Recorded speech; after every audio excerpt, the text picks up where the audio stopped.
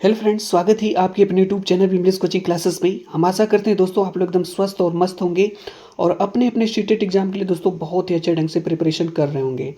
जैसा कि दोस्तों आप लोगों को पता ही है कि इस बार का जो सीटेट एग्जाम है आपका 14 दिसंबर को है। तो देखा जाए दोस्तों तो आपके पास समय बहुत ही कम बचा हुआ है, मात्र 40 से 45 दिन का ही समय बचा हुआ है। नवंबर मंथ दोस्तों आपका चल रहा है, इसके बाद दिसंबर में आपका पेपर है। दोस्तों यदि इस बार का आप सीटेट एग्जाम क्वालिफाई करना चाहते हैं, स्पेशली दोस्तों 6 to 8 का यानी कि पेपर 2 का दोस्तों, तो निश्चित रूप से दोस्तों इस बार का सीटेट एग्जाम आप क्वालिफाई कर सकते हैं। लेकिन दोस्तों उसके लिए करना क्या होगा? देखिए दोस्तों, हमने जो अपना सीटेट एग्जाम क्वालिफाई किया था, मात्र 2 या ढाई महीने दोस्तों पढ़ा था। उसमें दोस्तों हमने किया क्या था, जितने भी दोस्तों प्रीवियस ईयर क्वेश्चन पेपर थे सब हमने किया था। जितना भी दोस्तों सीटेट का एग्जाम हुआ था, उससे पहले जितने भी पेपर हुए थे दोस्तों, हम सभी सॉल्व करके गए और दोस्तों हमने आसानी से सीटेट एग्जाम क्वालिफाई कर लिया। तो दोस्तों आप भी इस बार का सीटेट एग्जाम क्वालिफाई कर सकते हैं। लेकिन उसके लिए करना क्या होगा दोस्तों, आप जो क्लास अटेंड कर रहे हैं दोस्तों, जो पढ़ रहे हैं, अपनी सेल्फ स्टडी कर रहे हैं, करिए दोस्तों। लेकिन उसके साथ साथ दोस्तों अभी से previous year question paper start कर दीजिए। हम अपने दोस्तों क्लास में डेली ऑन बेसिस जो है प्रीवियस ईयर क्वेश्चन पेपर कराते हैं। जैसे दोस्तों आज की क्लास में हम आपको कराने वाले हैं सामाजिक विज्ञान एवं अध्ययन के यानी पेपर 2 के 6 to 8 के लिए जो है एसएसटी के 60 प्रश्न, जिसका एग्ज़ाम दोस्तों आपका 9/12/2018 को हुआ था। यानी जो दोस्तों एग्ज़ाम आपका 9/12/2018 को हुआ था, उसके सामाजिक विज्ञान के 60 प्रश्नों को हम देखने वाले हैं। तो दोस्तों इस मॉक टेस्ट को आप दीजिए और देखिए कि कितने प्रश्न आपके सही होते हैं। इसी तरीके से दोस्तों जितने भी पेपर हुए हैं सब हम आपको कराएंगे। 2023 का दोस्तों हम आपको करा चुके हैं, आज की क्लास में 2018 का करा रहे हैं, ठीक है। इसके आगे दोस्तों हम आपको जो है 2015, 14 या 13 जितने भी एग्जाम हुए दोस्तों सब हम आपको कराएंगे, ठीक है। चलिए दोस्तों इस मॉक टेस्ट को दीजिए और देखिए कितने प्रश्न आपके सही होते हैं। विदाउट डिले मॉक टेस्ट को स्टार्ट किया जाए। मॉक टेस्ट का पहला प्रश्न आपके सामने रहा, फर्स्ट नंबर का, कि स्थल का एक संकरा भाग जो दो बड़े स्थलीय भागों को एक दूसरे से जोड़ता है उसे क्या कहते हैं। यानी दोस्तों प्रश्न हमारा है कि स्थल का एक संकरा भाग जो दो बड़े स्थलीय भागों को जोड़ता है उसे क्या कहते हैं। तो दोस्तों उसे स्थल संधि कहते हैं, द्वीप कहते हैं, खाड़ी कहते हैं या जल संधि कहते हैं। तो दोस्तों इसका सही आंसर हो जाएगा जल संधि, सॉरी दोस्तों स्थल संधि। स्थल संधि क्या होता है दोस्तों, स्थल संधि का वह संकरा भाग होता है जो दो बड़े स्थलीय क्षेत्रों को जोड़ता है। द्वीप क्या होता है दोस्तों, आप लोग जानते हैं, द्वीप वह स्थलाकृति होता है जिसके चारों ओर जल होता है, चारों ओर पानी होता है, ठीक है। अगला प्रश्न दोस्तों, इसका आंसर आपको बताना है, निम्नलिखित में से कौन सा महाद्वीप आकार में सबसे छोटा है। कौन सा ऐसा महाद्वीप है जो आकार में सबसे छोटा है। दक्षिण अमेरिका, अफ्रीका, यूरोप, ऑस्ट्रेलिया। इसका आंसर दोस्तों आप लोग बताएं क्या होगा। तो इसका राइट आंसर हो जाएगा दोस्तों ऑस्ट्रेलिया, ऑप्शन नंबर डी सही हो जाएगा। ऑस्ट्रेलिया महाद्वीप आकार में सबसे छोटा है। सभी प्रश्न दोस्तों आपके लिए वेरी वेरी इंपॉर्टेंट है, इसलिए दोस्तों क्लास को बिना स्किप किए जितने भी प्रश्न है दोस्तों हम आपको इस क्लास में कराएंगे सभी का एनालिसिस जरूर करके जाइएगा, ठीक है। चलिए दोस्तों अगले प्रश्न पे चलते हैं। अगला प्रश्न है, इसका आंसर आपको बताना है। इंपॉर्टेंट दोस्तों, कई बार एग्जाम में पूछा हुआ ये प्रश्न है, निश्चित रूप से इस बार भी हो सकता है पूछ लिया जाए। उच्च प्राथमिक स्तर पर सामाजिक विज्ञान में शामिल है। उच्च प्राथमिक स्तर पर सामाजिक विज्ञान में, सोशल साइंस में क्या शामिल है, कौन कौन से ऐसे सब्जेक्ट हैं जो शामिल हैं। इसका आंसर दोस्तों आप लोगों को बताना है क्या होगा। इसका राइट आंसर हो जाएगा दोस्तों इतिहास, भूगोल, राजनीति विज्ञान, अर्थशास्त्र। ये सभी विषय दोस्तों जो सामाजिक विज्ञान में शामिल हैं। याद रखिए दोस्तों, आपका हिस्ट्री है, जियोग्राफी है, उसके बाद पॉलिटी है और इकोनॉमिक्स है। हिस्ट्री, जियोग्राफी, उसके बाद पॉलिटी और इसके बाद इकोनॉमिक्स, HGPE, ठीक है, ये आपके सब्जेक्ट हैं। आगे चलते हैं दोस्तों, अगला प्रश्न है, इसका आंसर आप बताएंगे, देखते हैं कितने लोग सही आंसर इसका बताते हैं। आगनात्मक अधिगम, आगनात्मक अधिगम निम्नलिखित में से किस विधा का विरोधाभासी है। आगनात्मक अधिगम निम्नलिखित में से किस विधा का विरोधाभासी है। चार ऑप्शन है दोस्तों आपके पास। पहला ऑप्शन है संरचनात्मक प्रशिक्षण, बी वाला ऑप्शन है अनुकरण, सी वाला ऑप्शन है निपुणात्मक अधिगम, डी वाला ऑप्शन है व्याख्यात्मक शिक्षण। इसका सही आंसर दोस्तों आप लोग बताएं क्या होगा। तो दोस्तों इसका राइट आंसर हो जाएगा आपका व्याख्यानात्मक शिक्षण। ये आपका दोस्तों विरोधाभासी है। कि दिए गए कथनों ए और बी को पढ़िए और सही उत्तर का चयन कीजिए। दो कथन दिया है दोस्तों, दोनों को पढ़ना है और इसका सही उत्तर आपको देना है। ए वाला कथन है, आलोचनात्मक सोच धारणाओं के निर्माण तथा विचारों के अनुप्रयोग और विस्तार को बढ़ावा देती है। बी वाला कथन है, यह दूसरों के तर्कों और विश्वासों को समझने और मूल्यांकन करने में मदद नहीं करती है। तो दोस्तों आपको बताना है कौन सा ऑप्शन सही होगा। तो दोस्तों इसका राइट आंसर हो जाएगा ए सत्य है और बी असत्य है। यानी ए वाला जो कथन है दोस्तों ये तो सत्य है, लेकिन बी वाला असत्य है। ऐसा क्यों दोस्तों? क्योंकि यहाँ पे देखिए दिया गया है, यह दूसरों के तर्कों और विश्वासों को समझने और मूल्यांकन करने में मदद नहीं करती है। तो दोस्तों ऐसा नहीं है, मदद करती है, यहाँ पे नहीं होना चाहिए, इसलिए बी असत्य है। इसका सही आंसर ऑप्शन नंबर डी हो जाएगा। देखिए दोस्तों, सीटेट एग्जाम वही क्वालिफाई करता है जो अपने अंदर पेशेंस रखेगा, धैर्य। ठीक है, अगर आपके अंदर पेशेंस नहीं है दोस्तों तो सीटेट एग्जाम भूल जाइए। ठीक है, चलिए दोस्तों आगे चलते हैं। अगला प्रश्न दोस्तों, इसका सही आंसर आपको बताना है क्या होगा। अनुभवजन्य साक्ष्य क्या है? अनुभवजन्य साक्ष्य क्या है? चार ऑप्शन है दोस्तों, इसका सही आंसर आपको बताना है। इसका राइट आंसर आप बताएंगे, हम आंसर का वेट कर रहे हैं। इसका सही आंसर हो जाएगा ऑप्शन नंबर डी, इंद्रियों के माध्यम से वास्तविक दुनिया में एकत्रित आंकड़े, यही अनुभवजन्य साक्ष्य है। अगला प्रश्न दोस्तों है, इसका आंसर आपको बताना है कि भौतिक विशेषताओं के मॉडल प्रतिकृतियां शिक्षण के लिए सबसे अधिक उपयुक्त हैं। भौतिक विशेषताओं के मॉडल जो प्रतिकृतियां होती हैं दोस्तों, शिक्षण के लिए सबसे अधिक उपयुक्त क्या है? अर्थशास्त्र, भूगोल, राजनीति विज्ञान या इतिहास? इसका सही आंसर हो जाएगा दोस्तों आपका भूगोल। आगे चलते दोस्तों, अगला प्रश्न है, इसका आंसर आपको बताना है क्या होगा। बहुत ही अच्छा प्रश्न है। पूछा गया है कि स्थानीय समाचार पत्र से मौसम की जानकारी का संग्रह किस प्रकार का स्रोत है? स्थानीय समाचार पत्र से मौसम की जानकारी का संग्रह किस प्रकार का स्रोत है? प्राथमिक है, द्वितीयक है, तृतीयक है, प्राथमिक और तृतीयक दोनों है। इसका सही आंसर हो जाएगा दोस्तों द्वितीयक है। स्थानीय समाचार पत्र से मौसम की जानकारी का संग्रह जो दोस्तों यह द्वितीयक प्रकार का स्रोत है। आगे चलते हैं दोस्तों, अगला प्रश्न है, इसका आंसर आपको बताना है क्या होगा। सीखने की अक्षमता वाले शिक्षार्थी किस प्रकार की क्लास में अन्य छात्रों के साथ सीखते हैं? सीखने की अक्षमता वाले शिक्षार्थी किस प्रकार की क्लास में अन्य छात्रों के साथ सीखते हैं? विशेष, समावेशी, आधुनिक या अनन्य? इसका राइट आंसर हो जाएगा दोस्तों समावेशी।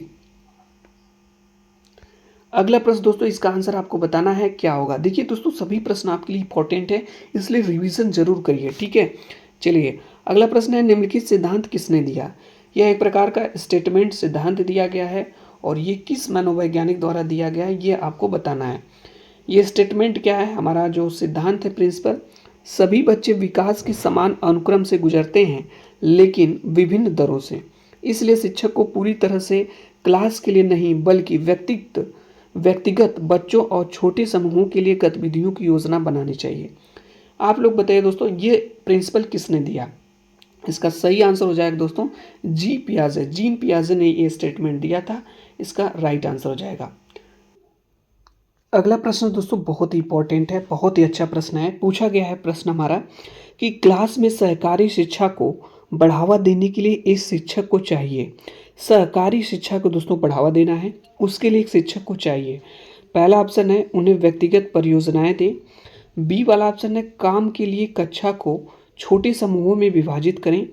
सी वाला ऑप्शन है कि परियोजना को करने के लिए उन्हें विभिन्न स्रोत प्रदान करें। और डी वाला ऑप्शन है छात्रों को बहस और चर्चाओं में लगाएं। चार ऑप्शन है दोस्तों, इसका सही आंसर आपको बताना है क्या होगा। राइट आंसर हो जाएगा दोस्तों छात्रों को बहस और चर्चाओं में लगाएं, जिससे दोस्तों सहकारी शिक्षा को इससे बढ़ावा मिलेगा। जब बच्चे दोस्तों जो बालक हैं, छात्र हैं, बहस करेंगे आपस में और चर्चाएं करेंगे, डिस्कशन करेंगे। ठीक है, आगे चलते दोस्तों, अगला प्रश्न है, इसका आंसर आपको बताना है। प्रश्न है कि एक आत्मनिर्देशित, आत्म अनुशासित सोच जो एक उचित तरीके से गुणवत्ता के उच्चतम स्तर पर तर्क करने का प्रयास होती है, उसे कहते हैं क्या? कहते हैं दोस्तों जटिल सोच, बुद्धिमान सोच, अमूर्त सोच या आलोचनात्मक सोच? इसका सही आंसर हो जाएगा आलोचनात्मक सोच। आगे चलते हैं दोस्तों, अगला प्रश्न है, इसका आंसर आपको बताना है। प्रश्न है कि अजंता गुफा चित्रों में इस्तेमाल किए गए रंग निम्नलिखित में से किस सामग्री से प्राप्त किए हैं? अजंता की गुफा में दोस्तों जो चित्र हैं, चित्रों में जो इस्तेमाल किया गया कलर है, रंग है, किस सामग्री से प्राप्त हुआ है? ग्रेफाइट से, पौधों और खनिज से, स्लेट से, पशु अंगों के अवशेष से। तो दोस्तों इसका सही आंसर हो जाएगा आपका, इसका राइट आंसर हो जाएगा पौधों और खनिज से। पौधों और खनिज की सामग्री से प्राप्त किए गए हैं। ठीक है, आगे चलते हैं दोस्तों। अगला प्रश्न है कि सबसे पुरानी पांडुलिपियां पर लिखी गई थी। सबसे जो पुरानी पांडुलिपियां हैं किस पर लिखी गई थी? पत्थरों पर, कागज पर, लकड़ी पर या ताड़ पत्रों पर? तो इसका सही आंसर हो जाएगा दोस्तों ताड़ पत्रों पर। सबसे पुरानी पांडुलिपियां ताड़ पत्रों पर लिखी गई थी। दोस्तों इसको याद रखिएगा। अगला प्रश्न है दोस्तों है कि मानव इतिहास में निम्नलिखित में से कौन सी अवधि काल सबसे लंबी है? हिस्ट्री का प्रश्न दोस्तों है, मानव इतिहास में सबसे लंबी अवधि वाला समय आपको बताना है। मध्य पाषाण काल, नव पाषाण काल, महापाषाण काल या पूरा पाषाण काल? इसका राइट आंसर हो जाएगा दोस्तों पूरा पाषाण काल। दोस्तों ये आपका सबसे लंबी अवधि वाला मानव इतिहास में अवधि में समय था। आगे चलते हैं दोस्तों। अगला प्रश्न है, इसका आंसर आपको बताना है क्या होगा। दिया गया है कथन ए और बी को पढ़िए। इस टाइप के दोस्तों प्रश्न आपसे एग्जाम में पूछे जाते हैं। अभी फिलहाल दोस्तों सीटेट के एग्जाम में कथन और कारण वाले भी प्रश्न ज़्यादातर पूछे जा रहे हैं। ठीक है, और वन लाइनर भी पूछे जाते हैं। हर टाइप के प्रश्न दोस्तों आपसे एग्जाम में पूछे जाते हैं। ठीक है, कथनों ए और बी को पढ़िए, सही उत्तर का चयन कीजिए। ए और बी को दोस्तों पढ़ना है और सही उत्तर का चयन करना है। कथन ये है कि मेहरगढ़ पाकिस्तान के बोलन दर्रे के पास एक उपजाऊ मैदान स्थित है। क्या ऐसा है दोस्तों? मेहरगढ़ पाकिस्तान के बोलन दर्रे के पास एक उपजाऊ मैदान में स्थित है। बी वाला कथन है यहाँ खेती और पशुपालन के साक्ष्य पाए जाते हैं। आप लोग बताइए दोस्तों, क्या दोनों कथन सही है, दोनों कथन गलत है, या एक कथन सही है एक कथन गलत है, या दोनों कथन गलत हैं? आप लोग इसका सही आंसर बताएं क्या होगा। इसका राइट आंसर हो जाएगा दोस्तों बिल्कुल सही है। ए वाला भी कथन सही है और बी वाला भी कथन सही है, इसलिए इसका ऑप्शन नंबर सी सही हो जाएगा। ए और बी दोनों कथन सत्य हैं। यह बोलन दर्रे के पास उपजाऊ मैदान के लिए में स्थित है और यह खेती और पशुपालन के साक्ष्य पाए गए हैं, बिल्कुल राइट है। आगे चलते दोस्तों, अगला प्रश्न है, इसका आंसर आप बताएंगे। बहुत ही अच्छा प्रश्न है। प्रश्न है कि भारत के निम्नलिखित राज्यों में से किस एक राज्य में हड़प्पा के नगर सबसे बड़ी संख्या में मिले हैं? किस एक राज्य में हड़प्पा के नगर सबसे बड़ी संख्या में मिले? हरियाणा, गुजरात, जम्मू और कश्मीर, पंजाब? इसका सही आंसर दोस्तों याद रखिएगा गुजरात। गुजरात में दोस्तों एक ऐसा राज्य है जहाँ पे हड़प्पा नगर सबसे बड़ी संख्या में मिले हैं। इंपॉर्टेंट दोस्तों, कई बार इस एग्जाम में इस टाइप के प्रश्न पूछे जाते हैं। अगला प्रश्न है दोस्तों है कि ऋग्वेद मूल रूप से निम्नलिखित में से किस भाषा में रची गई थी? ऋग्वेद मूल रूप से किस भाषा में रची गई थी? पाली, संस्कृत, प्राकृतिक या ब्राह्मी? इसका राइट आंसर हो जाएगा दोस्तों संस्कृत। संस्कृत भाषा में दोस्तों रची गई थी। अगला प्रश्न दोस्तों है, पूछा गया है कि 6ठी शताब्दी ईसा पूर्व में मगध महाजनपद के पहले शासक थे। 6ठी शताब्दी ईसा पूर्व में मगध महाजनपद के पहले शासक कौन थे? प्रसेनजीत, बिंबिसार, अज्ञातशत्रु या महावीर? इसका राइट आंसर हो जाएगा दोस्तों बिंबिसार। बिंबिसार दोस्तों 6ठी शताब्दी ईसा पूर्व में मगध महाजनपद के पहले शासक थे। अगला प्रश्न दोस्तों है, इसका भी आंसर आपको बताना है क्या होगा। निम्नलिखित में से कौन सा बौद्ध धर्म के त्रिरत्नों में से नहीं है? देखिए दोस्तों, जो नहीं वाले प्रश्न हैं इसको अच्छे से आप लोग पढ़िएगा, क्योंकि कई बार ऐसा होता है अच्छे से आप पढ़ते नहीं, प्रश्न को ध्यान नहीं देते हैं और एग्जाम हॉल से बाहर निकलते हैं तो आपको समझ में आता है प्रश्न गलत हो गया। तो नहीं वाले प्रश्न भी पूछे जाते हैं। आप लोग बताइए दोस्तों, बौद्ध धर्म के त्रिरत्नों में से कौन नहीं है? धम्म, अहिंसा, संघ या बुद्ध? इसका सही आंसर हो जाएगा दोस्तों अहिंसा। अहिंसा त्रिरत्नों में से नहीं है। अगला प्रश्न दोस्तों है, इसका आंसर आपको बताना है। प्रश्न हमारा है कि निम्नलिखित में से कौन सा राज्यसभा सदस्यों का चुनाव करता है? राज्यसभा सदस्यों का कौन इनमें से चुनाव करता है? संसदीय निर्वाचन क्षेत्रों के मतदाता, लोकसभा सदस्य, विधानसभा के सदस्य मीन्स विधायक, विधान निर्वाचन क्षेत्रों के मतदाता? इसका सही आंसर हो जाएगा दोस्तों, विधानसभा के सदस्य विधायक राज्यसभा सदस्यों का चुनाव करते हैं। अगला प्रश्न दोस्तों है कि भारत द्वारा निम्नलिखित में से किस शासन प्रणाली को अपनाया गया था। भारत द्वारा निम्नलिखित में से किस शासन प्रणाली को अपनाया गया था। राष्ट्रपति और संघीय, राष्ट्रपति और एकात्मक, संसदीय और संघीय, संसदीय और एकात्मक। इसका सही आंसर हो जाएगा संसदीय और संघीय। यानी कि भारत द्वारा संसदीय और संघीय शासन प्रणाली को अपनाया गया था। ठीक है, आगे चलते हैं दोस्तों अगले प्रश्न में। जितने भी प्रश्न दोस्तों आपके लिए इंपॉर्टेंट हैं, इसलिए आप जरूर देख करके जाइए। ये हम आपको 2018 का पेपर करा रहे हैं दोस्तों। ठीक है, आगे चलते हैं। अनुसूचित जातियों के लिए कितने संसदीय निर्वाचन क्षेत्र आरक्षित हैं। अनुसूचित जातियों के लिए 84, 47, 74 या 48। तो दोस्तों 84 इसका सही आंसर हो जाएगा। अनुसूचित जातियों के लिए 84 संसदीय निर्वाचन क्षेत्र आरक्षित हैं। इसका आंसर दोस्तों आप लोग बताइएगा क्या होगा। ठीक है, चलिए दोस्तों आगे चलते हैं। इसका आंसर हम आप पे छोड़ रहे हैं। खैर, इसका सटीक आंसर हम आपको ये बताए हैं, आप लोग बताइएगा इसका आंसर क्या होगा। अगला प्रश्न दोस्तों है कि जो आपका संविधान से पूछा गया है, भारत में अस्पृश्यता प्रथा के कारण निम्नलिखित में से किस मौलिक अधिकार का उल्लंघन किया जाता है। अस्पृश्यता प्रथा के कारण दोस्तों किस मौलिक अधिकार का उल्लंघन किया जाता है। स्वतंत्रता का अधिकार, शोषण के विरुद्ध अधिकार, संवैधानिक उपचारों का अधिकार या समानता का अधिकार। इसका सही आंसर आपको बताना है। तो दोस्तों समानता का अधिकार का दोस्तों उल्लंघन होता है। ठीक है, आगे चलते हैं दोस्तों। अगला प्रश्न है, इसका आंसर आप बताएंगे क्या होगा। प्रश्न हमारा है कि भारत के संविधान के अनुसार निम्नलिखित में से कौन सा मौलिक अधिकार नहीं है। मौलिक अधिकार नहीं है पूछा गया है। तो दोस्तों इसका सही आंसर आपको बताना होगा क्या होगा। तो दोस्तों इसका राइट आंसर हो जाएगा संपत्ति का अधिकार। संपत्ति का अधिकार दोस्तों अब आपका कानूनी अधिकार बन गया है, यह अब आपका मौलिक अधिकार नहीं है। इंपॉर्टेंट दोस्तों, कई बार कई एग्जामों में ये प्रश्न पूछा गया है, सीटेट में भी कई बार रिपीट हुआ है। अगला प्रश्न दोस्तों है, अस्पृश्यता में छुआछूत खाली स्थान के आधार पर भेदभाव को संदर्भित करती है।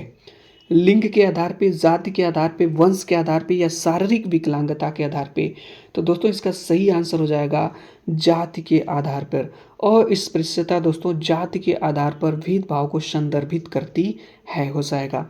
आगे चलते दोस्तों अगला प्रश्न है, इसका आंसर आपको बताना है क्या होगा। मुख्यमंत्री को कौन नियुक्त करता है। प्रधानमंत्री, राज्यपाल, उच्च न्यायालय के मुख्य न्यायाधीश, राष्ट्रपति। तो दोस्तों आप इसका राइट आंसर बताएंगे क्या होगा। इसका सही आंसर हो जाएगा दोस्तों राज्यपाल। जिस प्रकार से दोस्तों प्रधानमंत्री को राष्ट्रपति नियुक्त करते हैं केंद्र सरकार में, उसी प्रकार से राज्य सरकार में मुख्यमंत्री को राज्यपाल नियुक्त करते हैं। अगला प्रश्न दोस्तों है, राज्यपाल को कौन नियुक्त करता है।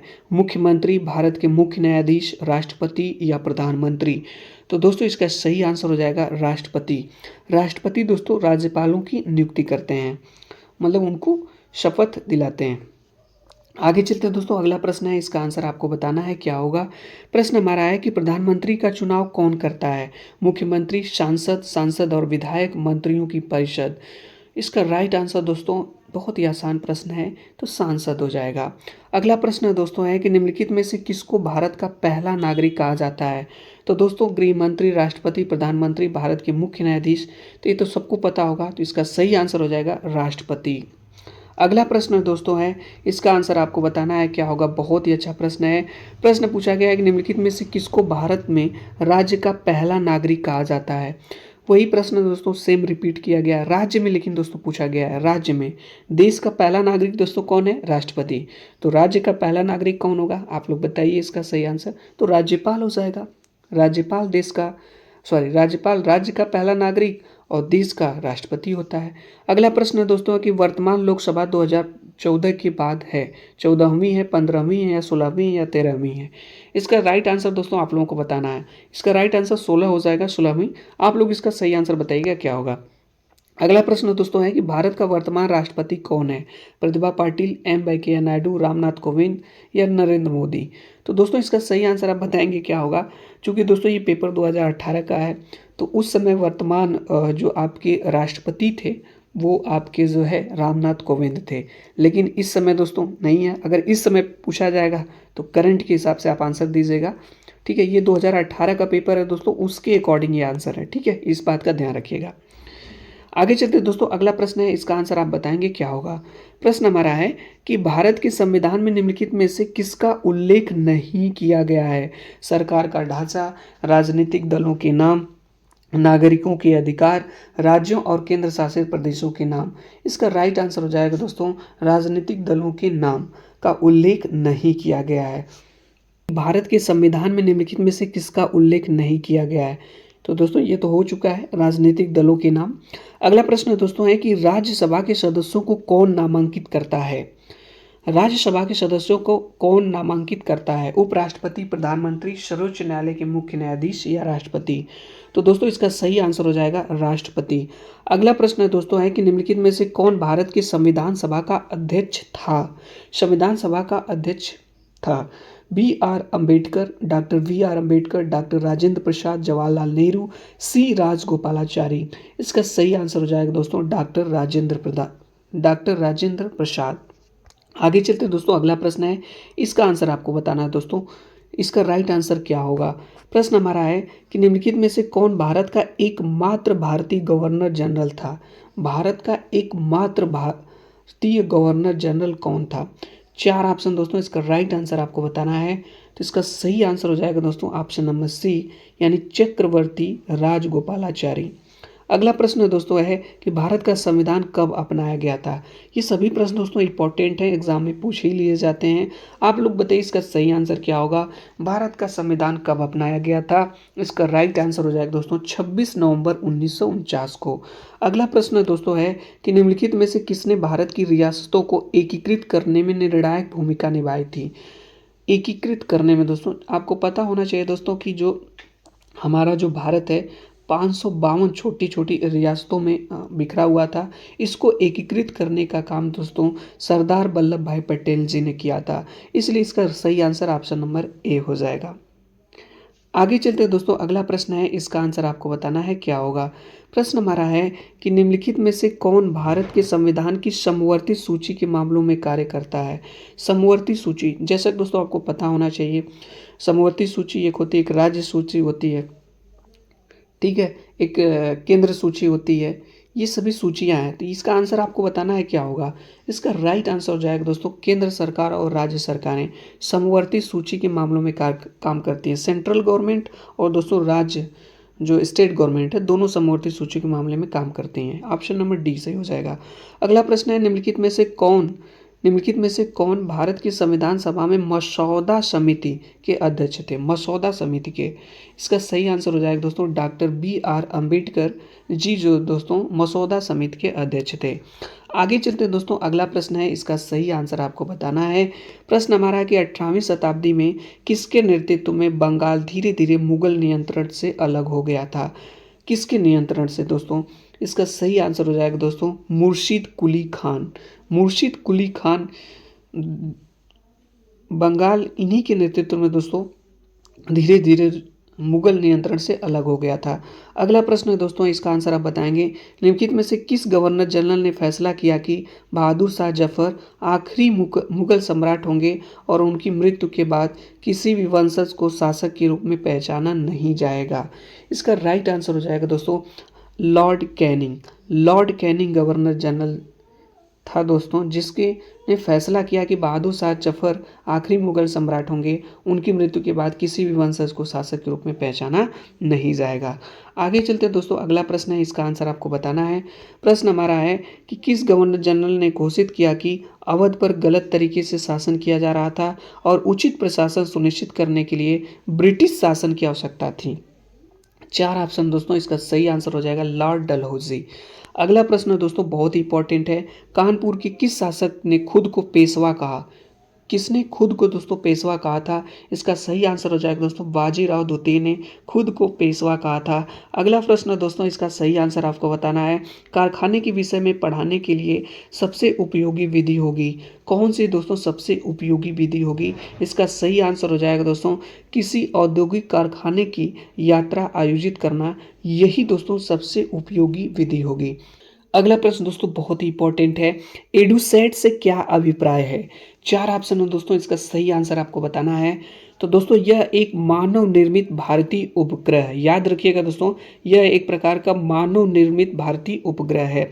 अगला प्रश्न है दोस्तों है कि पंचवाड़ी और बीजक में निम्नलिखित में से किस महान हस्ती के छंद और विचारों को संरक्षित किया गया है? कबीर, गुरु नानक, रविदास या मीराबाई? तो दोस्तों इसका सही आंसर हो जाएगा कबीर। ठीक है, आगे चलते हैं दोस्तों। अगला प्रश्न है, इसका आंसर आपको बताना है, क्या होगा? बहुत ही अच्छा प्रश्न है कि एलोरा की गुफा की भित्ति चित्र जिसमें विष्णु को नरसिंह अर्थात पुरुष सिंह के रूप में दिखाया गया है, किस काल की कृति है? 4 ऑप्शन दोस्तों है, राष्ट्रकूट काल, चालुक्य काल, गुप्त काल या गुर्जर प्रतिहार काल। इसका सही आंसर हो जाएगा दोस्तों राष्ट्रकूट काल। अगला प्रश्न दोस्तों है कि निम्नलिखित में से कौन सा संगठन उपनिषद में आस्था रखता है? उपनिषद में आस्था रखता है। रामकृष्ण मिशन, सत्य शोधक समाज, सेवा समाज या ब्रह्मा समाज? इसका सही आंसर हो जाएगा दोस्तों ब्रह्मा समाज। अगला प्रश्न दोस्तों है कि वाद दिग्दर्शी का प्रयोग क्या मापने के लिए किया जाता है? वात दिग्दर्शी का प्रयोग क्या मापने के लिए किया जाता है? वायु दाब, वायु दिशा, वायु तापमान या वायु वेग? इसका सही आंसर हो जाएगा दोस्तों वायु दिशा। आगे चलते हैं दोस्तों, अगला प्रश्न है, इसका आंसर आप बताएंगे क्या होगा?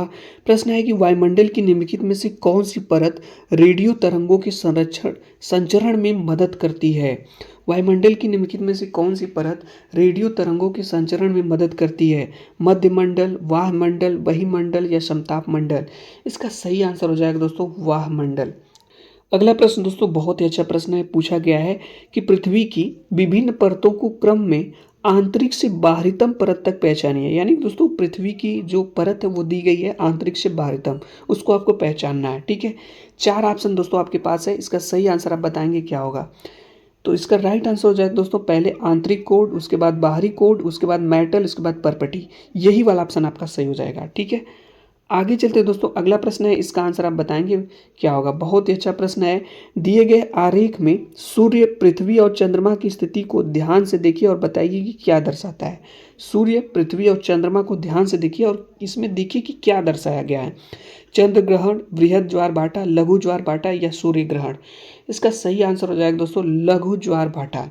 इसमें दोस्तों लघु ज्वार भाटा को दिखाया गया है क्योंकि इस दिन सर्वाधिक लघु ज्वार आते हैं। क्योंकि दोस्तों आपको पता होना चाहिए कि सूर्य, पृथ्वी और चंद्रमा की यह स्थिति कृष्ण तथा शुक्ल पक्ष की सप्तमी या अष्टमी को होती है। यह वाली जो कंडीशन दोस्तों बन रही है और इसी दिन सर्वाधिक लघु ज्वर आते हैं। ठीक है, आगे चलते हैं दोस्तों, अगला प्रश्न है, इसका आंसर आपको बताना है क्या होगा? प्रश्न हमारा है कि जब नदी मैदान में प्रवेश करती है तो यह मुड़ जाती है और बड़े मोड़ बनाकर बहती है तो कहलाता है। जब नदी दोस्तों मैदान में प्रवेश करती है तो ये मुड़ जाती है और बड़े मोड़ बनाकर बहती है तो क्या कहलाता है? बाढ़ का मैदान, विसर्प, चांप झील या तटबंध? तो दोस्तों इसका सही आंसर हो जाएगा विसर्प कहलाता है ये। ठीक है, जब मुड़ जाती है तो। अगला प्रश्न दोस्तों है कि अधिकांश दुर्गम क्षेत्रों में आपदाओं के समय लोगों को बचाने और भोजन, जल, कपड़े एवं दवाओं को वितरित करने के लिए यातायात का कौन सा साधन बेहद उपयोगी होगा? रेल मार्ग, सड़क मार्ग, जल मार्ग या वायु मार्ग? इसका दोस्तों कॉमन सेंस के आधार पर आंसर आप बता सकते हैं। सटीक आंसर हो जाएगा दोस्तों वायु मार्ग। अगला प्रश्न दोस्तों एक बहुत ही अच्छा प्रश्न है कि भूगोल की वह शाखा जो विशिष्ट मानव जनसंख्या की संरचना के विषय से संबंधित है कहलाती है? जैव भूगोल, जनसांख्यिकी, मानव भूगोल या नगरीय भूगोल? इसका सही आंसर हो जाएगा दोस्तों जनसांख्यिकी। अगला प्रश्न दोस्तों है बहुत ही अच्छा प्रश्न है और इस टाइप के प्रश्न दोस्तों आपके एग्जाम में निश्चित रूप से पूछे जाएंगे। अविकथन और कारण वाले प्रश्न। अविकथन दिया गया है दोस्तों कि सूर्य गुजरात में अरुणाचल प्रदेश से लगभग 2 घंटे बाद अस्त होता है और कारण दिया है कि अरुणाचल प्रदेश गुजरात की तुलना में उच्च अक्षांश पर स्थित है। तो यहाँ पे दोस्तों विकल्प दिया गया है, ए और आर दोनों सत्य हैं लेकिन आर ए को स्पष्ट नहीं करता है। ए सत्य है और आर असत्य है, ए असत्य है और आर सत्य है, ए और आर दोनों सत्य है और आर ए को स्पष्ट करता है। इसका सही आंसर दोस्तों आपको बताना है। तो दोस्तों इसका राइट आंसर हो जाएगा ए और आर दोनों सत्य हैं लेकिन आर ए को स्पष्ट नहीं करता है। अगले प्रश्न में चलते हैं दोस्तों। अगला प्रश्न है और इस क्लास का दोस्तों सेकंड लास्ट प्रश्न है कि निम्नलिखित में से कौन सा ऊर्जा का गैर परंपरागत स्रोत है? गैर परंपरागत। तो दोस्तों इसका राइट आंसर आपको बताना है प्राकृतिक गैस, सौर ऊर्जा, कोयला या ईंधन। इसका राइट आंसर हो जाएगा दोस्तों आपका सौर ऊर्जा गैर परंपरागत दोस्तों स्रोत है एनर्जी का। एटलीस्ट दोस्तों क्लास का अंतिम प्रश्न है कि विशेष रूप से निर्मित टैंकों और तालाबों में मछली का प्रजनन कहलाता है विटीकल्चर, हॉर्टिकल्चर, पीसी या सेरीकल्चर। इसका सही आंसर हो जाएगा दोस्तों पीसी कल्चर। तो दोस्तों आज की क्लास में हम आपको जो है कि 60 प्रश्न कराए एसएसटी के मीन्स सामाजिक विज्ञान के जो 2018 में पेपर हुआ था। इसमें कितने प्रश्न दोस्तों आपके सही हुए कमेंट्स बॉक्स के माध्यम से जरूर बताइए। ये क्लास